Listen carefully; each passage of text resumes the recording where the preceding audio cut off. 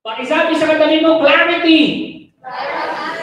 Importante na klaro ang mga bagay-bagay. Kasi kapag hindi klaro ang bagay-bagay, magkakagulo kayo. Naalala ko, minsan, nakwento ko na to, gumising ako, Sabado yan. Sabi ng misis ko, kumakain ako ng breakfast. Ang breakfast ko, hotdog, tsaka itlog, tsaka sinigang, sinangag. And then habang kinakain ko, nag-enjoy ako, yung misis ko nagwawalis. Nagwawalis, wala siya ngayon, pero siguro nanonood. Kukwento ko na. Nagwawalis. Nagdadabog. So sabi ko, bakit? Sabi niya, hindi mo alam. So, oo, sabi kong ganon. Sabi niya ulit, so hindi mo alam. Oo nga, bakit hindi mo alam? Kasi busy ako. Ang hirap kasi sa'yo, Bars, wala kang alam. Hanggang ngayon, hindi ko pa rin alam. Dapat klaro. Tapos lumabas kami minsan. Sabi niya sa akin, sabi ko sa kanya, anong gusto mo? Sabi niya, kahit ano, bahala ka na. So, umorder ako. Pagka-order ko, nagalit. Sabi niya, Bars, sabi ko, asawa, sabi ko, kahit na ano, wag lang ito. Mga ganon. But I love my wife. Yan, biglang bawi. Again, you have to be clear. Clarity, importante yan. Here's the third one. Ano yung una pala? Be clear about your vision. Pangalawa, be clear about your values. Pangalawa, be clear about your vehicle. Yan. Yung una, yung vision, you need to be clear about your vision. Ito yun yung what, yun yung ano. Yung values naman, you have to be clear with your values. Ito naman yung why. Bakit? Marami ka bang mga bakit sa buhay? Bakit siya ang pinili, hindi ikaw? Ganon. At yung pangatlo, yung vehicle, ito naman yung how. Paano? So dapat klaro yung tatlong bagay na yan for the leader to be effective. Dapat klaro yung mga bagay na yan. Kasi kapag hindi klaro yung tatlong bagay na yan, ay walang susunod sa'yo. Hindi mo pwedeng sabihin sa isang tao na, okay, this is what you want to do. Ito yung what mo. Tapos ito yung why. Hindi ka specific at hindi mo sinasabi yung how you do it. Nasusundan niyo ako? What? Why? Pero hindi mo sasabihin kung paano, how. Hindi klaro yon. Walang susunod sa'yo. Kung gusto mo talagang ma-influensya ng iba, you need to give enough specifics, enough steps, enough details, enough basics. Pwede magkwento. Pilitin niyo muna ako, sabihin niyo, Pogi, sige na. Most of you know that aside from being a leader at the feast, a builder, a preacher, spiritual leader, and part of the spiritual community, I'm also part of a financial community. So, kung ang feast, my spiritual community, gina-guide tayo spiritually, I am part of a financial community that guides us also financially. Bakit ako naging part nun? Because one of my advocacies is this, financial education. Naniniwala kami na ang Pilipino hindi makapag-ipon, hindi dahil walang pera. It is not the lack of money, but the lack of financial education. Kasi ang Pilipino masipag naman.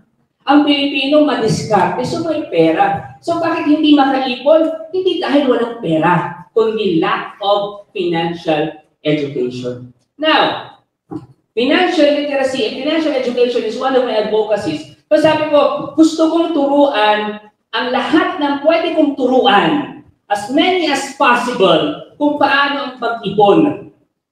That's lalo na pagbata ka pa, for your retirement. Kasi itong totoo, itaga mo sa bato, tatanda at tatanda ka, magre-retire at magre-retire ka. Kung wala kang ipon, nga. So, I want to teach people, or I want people to make ipon. That's my what.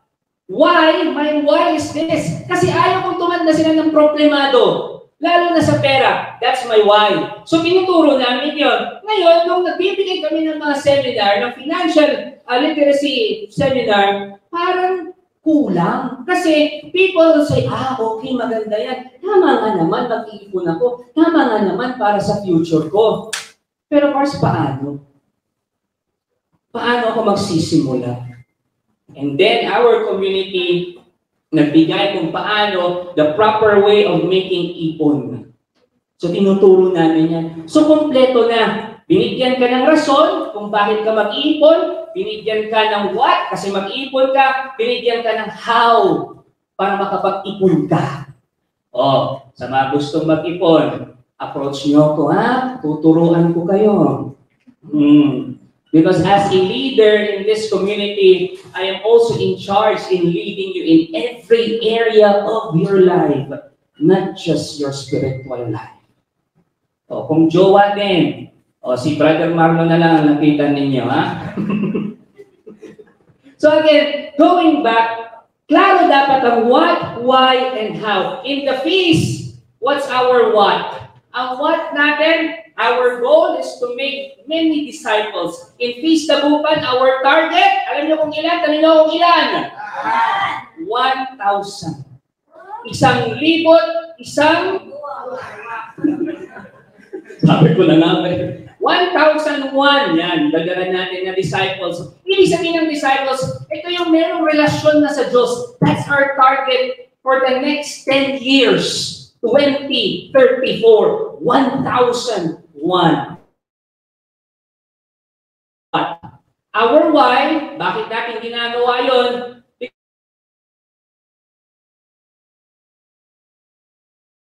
That we love them also because God first loved us. Nasusundan niyo ako? That's our why. Pero paano natin gagawin yun? What's our how? Isa sa mga how natin, the feast. Pangalawa, LST. Love someone today. Yan po yung ating discipleship program. 1-to-1. 1-to-3. Pwedeng tatlo kayo ng sabay.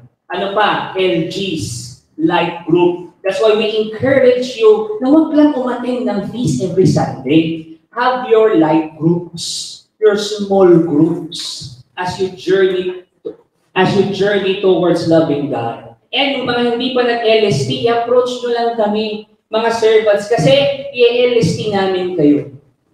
Brother Person, ang LST, that's 8-week discipleship program. So 8 weeks tayong mag-journey together.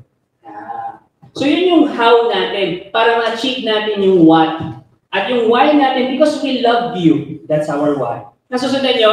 Dapat klaro yung mga yon. Kasi kapag hindi klaro yung mga yon, walang susunod sa inyo. That's why my fellow servants, klaro rin sa kanila yan. Okay, our what is 1,001 disciples until 2034. Okay, why natin? Kasi mahal natin sila, mahal sila ng Diyos. Ano yung how natin? Ito, let's do the feast. Let's do LGs. Let's do LST. Sino sa inyo ang ongoing ang LST nila ngayon? Pakitaas ang kamay. Ayan, palakpakan naman natin sila.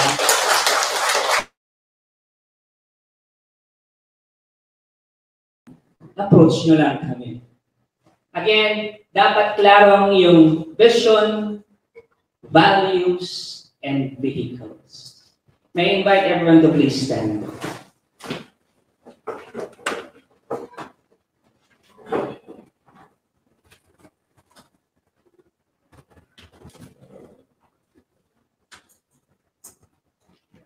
God is our greatest model, greatest example of a leader. God is the greatest example of having a clear vision, values, and vehicles. What's God's vision? God's vision is this: salvation, to save you, to save us. That's the what. What's God's values? What's the why? Simple lang. It's love. He wants you to be saved because He loves you. Vision, what? Values, why? Brother Bars, ano naman ang vehicle? Ano naman ang how ng Diyos? Here's the how. Here's the vehicle. Jesus. Ibinaba niya yung kaisa-isa niyang anak